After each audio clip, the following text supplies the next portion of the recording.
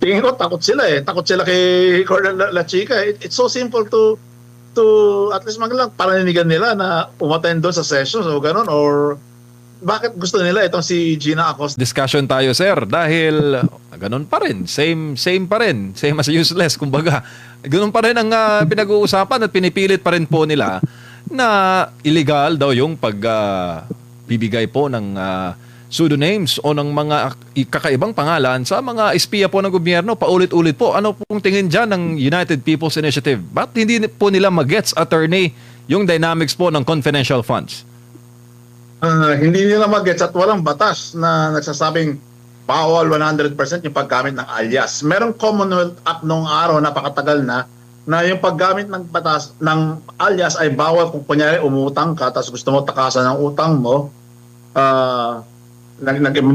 gumamit ka ng alias para makatakas or para maka-circumvent ka sa NBI clearance o ganon. Pero mayroong mga exceptions doon na halimbawa yung mga artista gumagamit talaga sila ng alias, at saka yung para maprotektahan ang buhay ng informant, napakahalaga nun.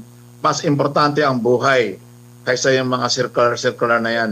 So yun nga, yung hanggang ngayon talagang hindi pa rin talaga umuusad, hindi nagpo-progress ang prosecution of the impeachment dahil iniiba nila, kinokorrupt nila ang definition ng confidentiality ng intelligence fund. Yun nga yung nakakapagtaka dito eh. Kaya they have to corrupt the definition of confidentiality in order to accuse somebody else of corruption. Opo, ano ang tingin mo, sir, na na-establish ng, kung meron man, ng prosecution ngayong araw sa pagtanong po kay Ma'am Gina Acosta? Kawawa naman po, attorney. Nakaranas po ng mga katanungan kanina na marami po sa netizens ang hindi po sumang-ayon kasi nagamit yung mga salitang stupid, mga ganun, attorney. Stupid, scammer, modus operandi. Okay, may stupid pa nga doon eh. Parang pinapalabas nila na bobo si Gina Acosta, no? Pero kung tutusin, as a disburser, nagawa niya ang trabaho as special disbursing officer. Itong si prosecution, iniiba nila yung definition or pinapipilitan nila na merong hard and fast definition yung disbursement sa joint circular ng Commission on Audit. Kung babasahin niyo doon, wala. Ang nakasulat doon yung authority, na-define ng authority ng isang special disbursing officer. Pero yung word na disbursement mismo, hindi siya nakatali, wala siyang hard and fast definition sa joint circular ng Commission on Audit. Opo, sa inyo po sa UPI, sa hanay po ng mga dating opisyal ng AFP at ng PNP at ng mga permadong personnel, bakit hindi na lang kaya AFP ang imbitahan? Kasi, di ba, para may paliwanag, gusto kaya nila na mabuyangyang sa publiko yung dynamics. Hindi, attorney, it doesn't make sense. Doon nga nagtataka eh. Bakit hindi yung mismo, yung gumagamit ng alias halos araw-araw for the past 3 decades, gumagamit ng alias itong sa Armed Forces of the Philippines, sa Philippine National Police. Ginagamit talaga yung alias to protect the life and safety of the informant. Opo, tsaka na-establish kanina, attorney, na yung tree planting pala, bakit nasali sa tree planting? Kasi may surveillance bago ang tree planting. Yun yung sinabi ni Gina Acosta. At natanong din kung bakit kasali ba sa confidential funds yung mga lamesa at mga upuan? Meron naman pong, sabi ni Ma'am Gina, may mga ganun pong operasyon ng OVP.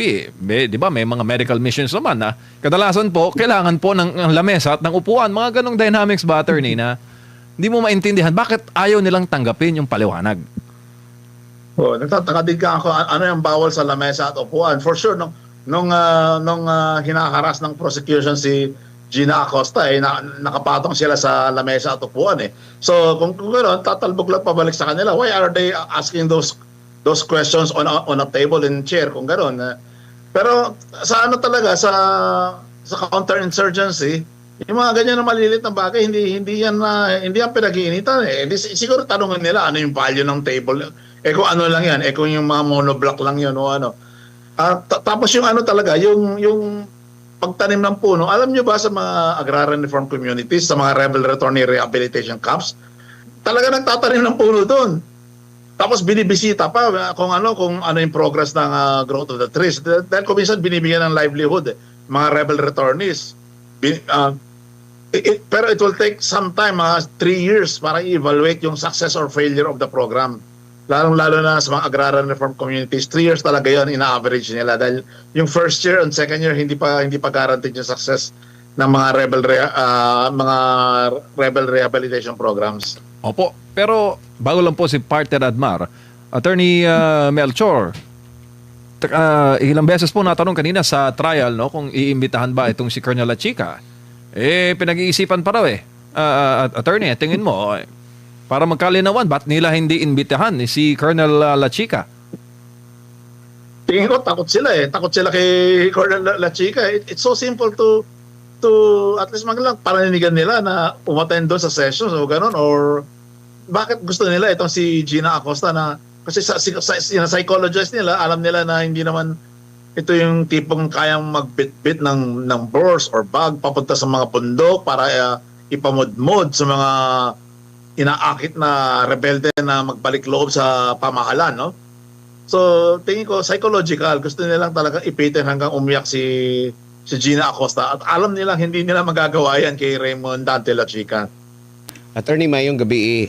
Delikado po bang may tuturing ng isang judge ay direktang magsasabi na nanakaw yung pinagdududahan pa naman kung saan napunta yung pera? Kasi kanina sa linya ng pagtatanong, parang kumbinsido na siya na merong pagnanakaw at parang naging sangkalan lang itong si Acosta po, attorney.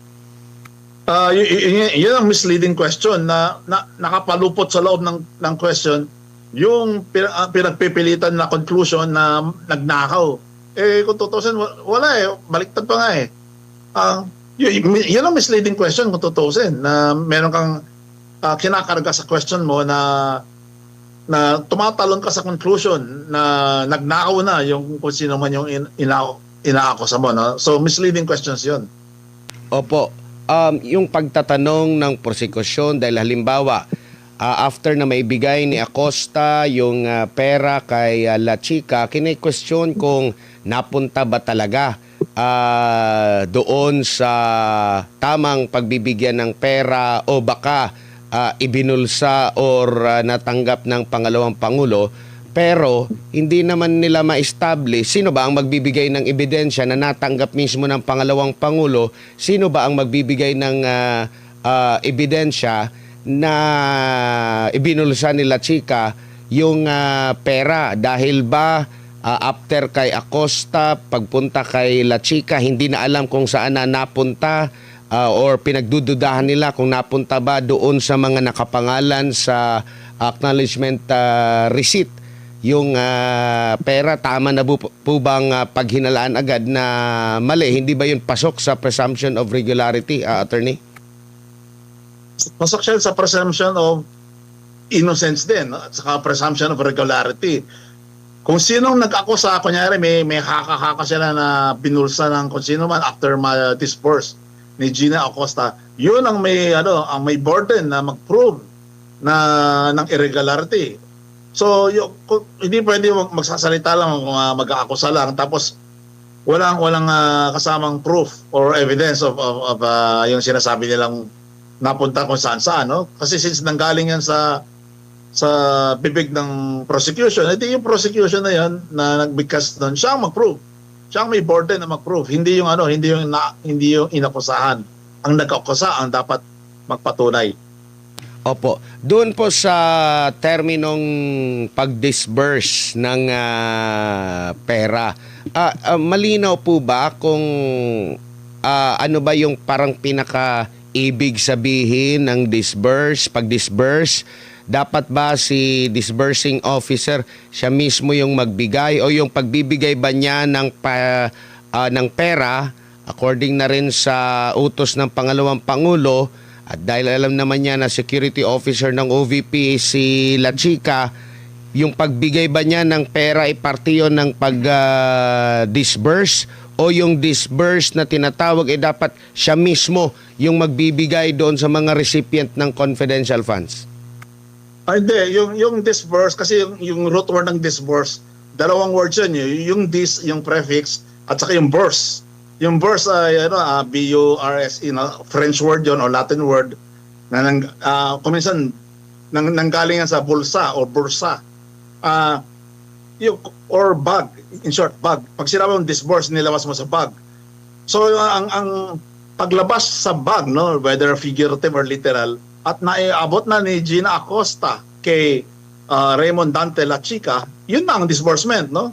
So dahil nailabas na sa bag, no? Tapos binitbit ni Raymond Dante La Chica sa kung saan man, usually sa mga insurgency areas, implementation na yan at yung accountability ay na-establish na kumbaga nagawa na ni Gina Acosta yung trabaho niya, na-disburse na niya, sa implementation na lang ang ginagawa nung ni La Chica, yung pinaka-ano mismo. Hindi kailangan na si La Chica mismo ang magdi-disburse dahil hindi naman siya special disbursement officer.